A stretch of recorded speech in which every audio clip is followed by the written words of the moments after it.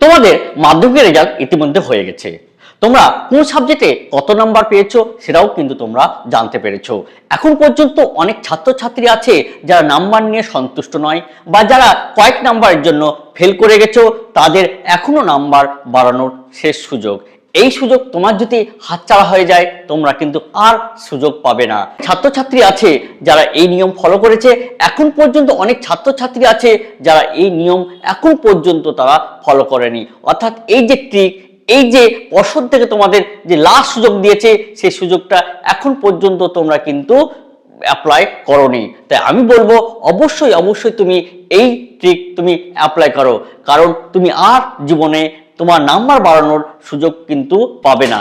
কারণ এই লাস্ট তোমাদের সুযোগ, অর্থাৎ 17 তারিখের আগে, এই মাসের 17 তারিখের আগে তোমাকে অবশ্যই কিন্তু এই নিয়ম তোমাকে ফলো করতে হবে। তাহলে কি নিয়ম সেটা জানার জন্য পুরো ভিডিওটা দেখো, কোনো জায়গায় তোমরা স্কিপ করবে না। এই চ্যানেলে তুমি নতুন হয়ে থাকলে অবশ্যই এই চ্যানেলটিকে সাবস্ক্রাইব করো, লাইক করো এবং বেল আইকন নোটিফিকেশন অন করো। অর্থাৎ মাধ্যমিকের যাবতীয় তথ্য কিন্তু আমরা এই চ্যানেলে দিয়ে থাকি। দেখো, অনেক ছাত্রছাত্রী এই নিয়মটা ফলো করেছে এবং তারা অ্যাপ্লাইও করে দিয়েছে। তুমি কিন্তু এখন পর্যন্ত অ্যাপ্লাই করোনি। তোমাদের হাতে লাস্ট সুযোগ। অনেক ছাত্রছাত্রী আছে এই লাস্ট সুযোগটা তারা কাজে লাগিয়ে দিয়েছে, কারণ তাদের ক্ষেত্রে নাম্বারটা খুবই জরুরি। তাদের নাম্বার কিন্তু বাড়তে চলেছে এবং আশা করি তোমারও নাম্বার কিন্তু বাড়বে। তাহলে এই টিকটা কি?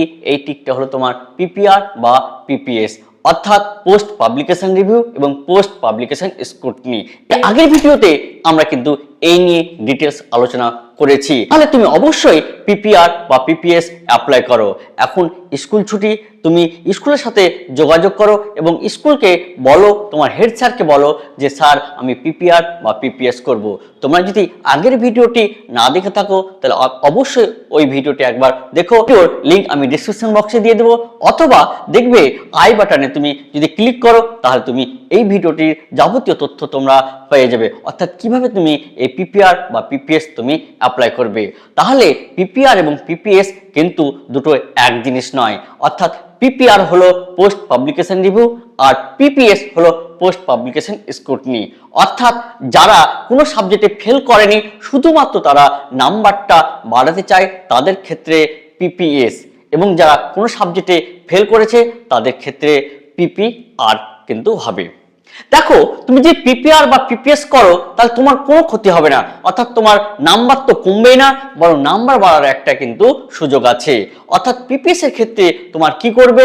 পিপিএস এর ক্ষেত্রে তুমি যে নাম্বার পেয়েছো সেগুলো তোমার টোটাল করবে। কোনো জায়গায় বাই চান্স যদি তোমার নাম্বার অ্যাড না করা হয় বা কাউন্টিং এ যদি ভুল হয়, তাহলে সেই নাম্বারগুলো আবার নতুন ভাবে কাউন্টিং করে তোমার কিন্তু সেই নাম্বারটা বাড়িয়ে দিয়ে তোমাকে নতুন রেজাল্ট পাঠিয়ে দেবে স্কুলে। তাহলে তোমার পিপিএস এ তোমার নাম্বার কিন্তু কমার কোনো জায়গা নাই। তাহলে তোমার ভয়ের কোনো টেনশন নাই। তুমি অবশ্যই তুমি কিন্তু এই পিপিএস তুমি করতে পারো এবং তুমি তোমার নাম্বারটা বাড়িয়ে নিতে পারো। কারণ অনেক সাবজেক্টেই তুমি যে পরীক্ষা দিয়েছো সেই পরীক্ষাতে তোমার মনপ্রত নাম্বার আসেনি, ভালো লিখেছো এবং তুমি সেখানে পুরো নাম্বার পাওয়ারই কিন্তু যোগ্য ছিলে, কিন্তু তোমরা সেখানে নাম্বারটা পাওনি। এরকম অনেক ছাত্রছাত্রীরই এই ঘটনা ঘটেছে। তাই আমি বলবো তুমি অবশ্যই কিন্তু পিপিএস করো। এবার দেখো, পিপিএস করার পর বা পিপিআর করার পর তুমি অবশ্যই কিন্তু আরটিআই করো।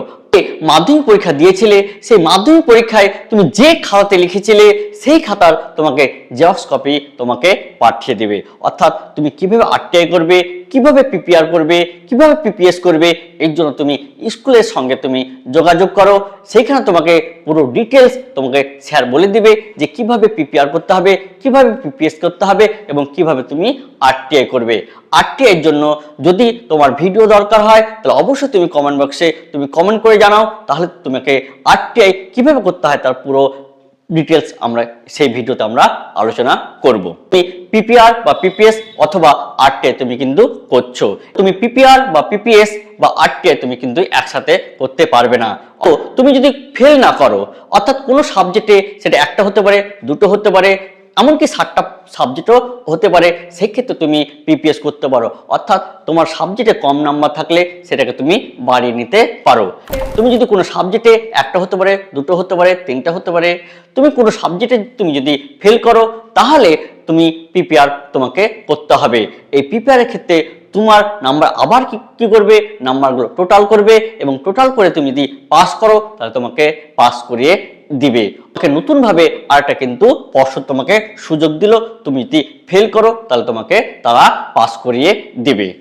তাহলে এই হলো পিপিআর, এই হলো পিপিএস এবং আরটিআই। আরটিআই এর কথা তো বললাম যে তুমি যে মাধ্যমিকে যে খাতাতে তুমি অ্যান্সার করেছো সেই খাতার তোমাকে পুরোপুরি অ্যান্সার স্ক্রিপ্টটা তোমাকে জেরক্স করে পাঠিয়ে দিবে। তাদের জন্য আর একটা সুখবর আছে, যারা মাধ্যমিক পাস করেছো, অর্থাৎ যারা যারা সবারই ক্ষেত্রে বলছি, যারা যারা মাধ্যমিক পাস করেছো তারা যখন 11-এ ভর্তি হবে, 11-এ ভর্তি হওয়ার পরে পরই তোমাদের কিন্তু সরকার থেকে 10,000 টাকা বৃত্তি প্রদান করবে।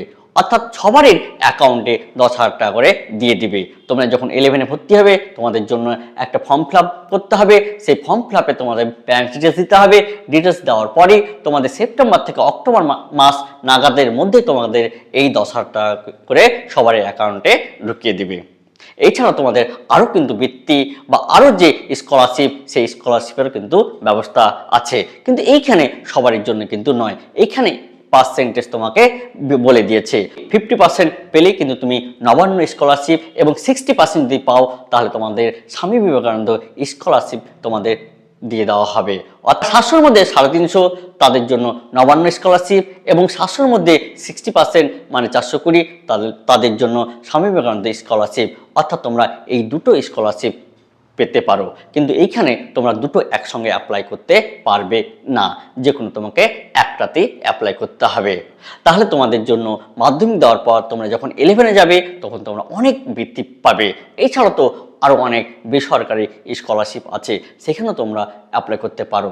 তাহলে এইরকম ইনফরমেটিভ, এরকম যদি বৃত্তি, এরকম যদি মাধ্যমিকের খবর পেতে চাও তাহলে অবশ্যই অবশ্যই এই চ্যানেলটিকে তোমরা সাবস্ক্রাইব করো, লাইক করো এবং বেল আইকন নোটিফিকেশন অন করো, যাতে এই রকম ভিডিও তোমরা সবার আগে তোমরা পেতে পারো।